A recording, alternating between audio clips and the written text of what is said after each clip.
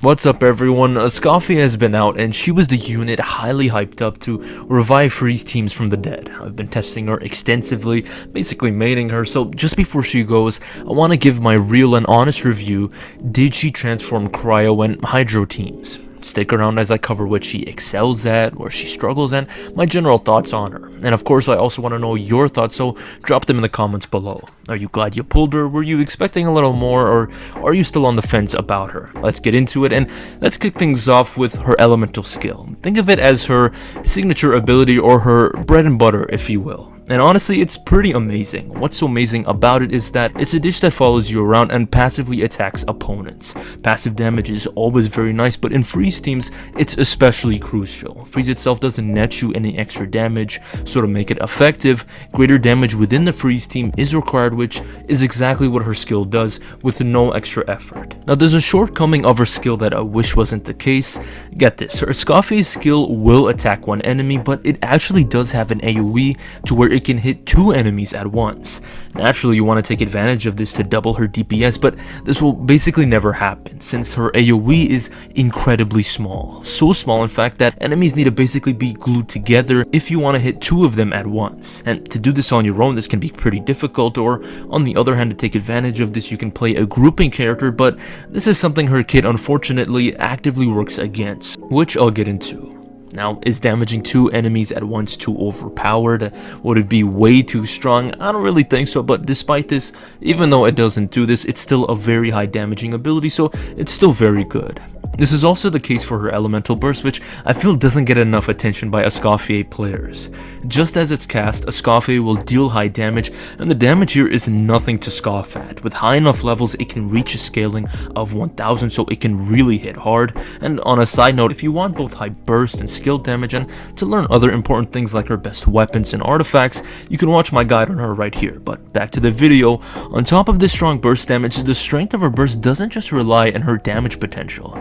No, but also its ability to heal your teammates, and this is something I really love about Escoffier since this makes her a unit that literally does it all. She deals high damage and is even able to heal your team really well. Now you may be asking yourself, what's the point? Enemies will be frozen with Escoffier anyway, so really there's no point. But with her healing, you'll notice that Escoffier for one heals her entire team, followed by continuous hits of healing to the active character. This type of healing perfectly aligns with Farina, enabling you tons of damage bonus through Farina's fanfare. Crazily enough, Escoffier's buffing potential doesn't end here. It is massively increased by her broken talent, whereby the more Cryo and Hydro characters in your team, the greater resistance she applies to these very elements. This maxes out at a crazy 55% for both of these elements. So at C0, Escoffier is a powerhouse. She gives you great damage, dishes out exceptional buffing to your entire team, and finally she heals your team on top of all of this. She, like Jean, is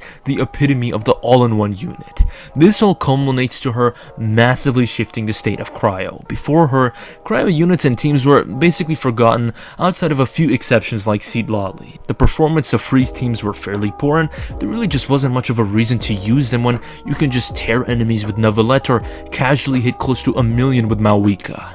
But now, I'm glad to say Escoffier absolutely fulfilled expectations. Freeze teams are backed and they're competitive with some of the best teams in the game. Take Ayaka for instance. Her damage has skyrocketed and she's nothing short of amazing right now. In this particular composition, you've got incredible off-field damage with the likes of Farina and Escoffier, both of whom are massively strengthened with damage bonuses and Escoffier's resistance shred. Then comes Ayaka with her burst that just deletes enemies' HP bars. Legitimately, the impact Escoffier has on Ayaka is night and day. I remember dusting my Ayaka off for the last Abyss and kind of struggling with her, but now with Escoffier, the Abyss was so much easier, enemies die much faster. And the crazy part is that it's also just not Ayaka. Escoffier's strength reaches such heights that it even reaches the long forgotten Hydro DPS Ayato. Even he has come back from the dead and made a comeback. His freeze team with Farina is really good, and while it's possible that it's just because of the last Abyss, I want to say that this is now his best team. team. Finally, with Escoffier, there's a unit that synergizes him with Farina while also dealing their own high damage to make up for Ayato's lack of damage given Genshin's current standard of damage. Escoffier also buffs Yelan, who's another unit that hasn't seen much limelight as of late, and this ties in perfectly with Ayato since he's an exceptional on-field driver, so you can use him with Yelan and have two sources of damage at once and actually buff Ayato's personal damage thanks to Yelan's damage buff. There's also Cryo, who's a lot better.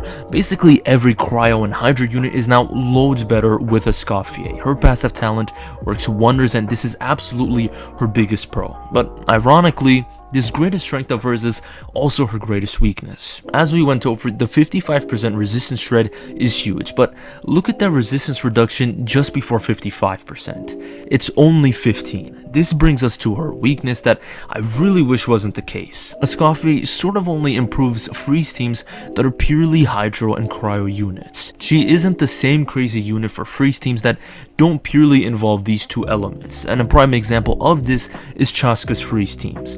Chaska will literally fire Hydro and Cryo bullets, so she could absolutely make incredible use of Escoffier's max shred, but she can't because she's Animo, so Escoffier only gives her a 15% shred. And what's crazy is that from my few tests, this is still Chaska's best free setup, but even so, it could be so much better. It's for this reason that Escoffier is really restricted. On the one hand, she absolutely meets expectations and does what she was meant for, but on another, she doesn't and she only buffs a select number of freeze teams. She could have buffed every freeze team possible, but she doesn't. And here's the thing, every unit has their restrictions and even supports similar to her like Goro and Chevrus, units meant to improve certain teams have restrictions with their buffs, but Escoffier's restrictions are really strong. Like sure, we don't abide by the Soul Hydro and Cryo rule, fine, we lose out on some resistance trade, but why do we go from 55 to 15%? It'd be much more better or tolerable if say we got 30% instead of 55 or perhaps even a little more than 30. We're still penalized for not abiding by the rules, but there's still a good portion of our impact that's felt within the team. There isn't this massive drop off from 55 to 15. So as it stands, Escoffier is very strong but also very restrictive, and she also suffers from a problem I never thought I'd say.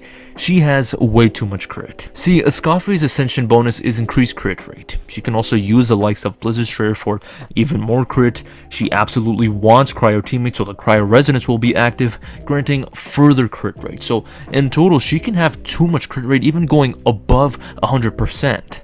One of the best ways to counterbalance this would be running a crit damage weapon, but this is only really possible if you're not free to play. You could pick up her signature or use other crit damage polearms, but if you don't spend too much on the game or if you only have 4-star polearms, you won't get much help here. Even on the standard banner, there's no crit damage polearms. There's the Jade Spear, but it also gives crit rate. There's the Black Cliff Staff and the Glitter Shot, but this is a weapon that's really inconsistent, so her really high crit rate can be a double-edged sword to where if you're on a budget or you're free to play, you're highly incentivized to get her signature. I suppose this is kind of fitting, as just as Escoffier can be insanely strong in freeze teams but have limitations, so too does she have an amazing stat but is also limited by it. Well everyone, these are my thoughts on her. Please let me know yours as well, and thanks for watching.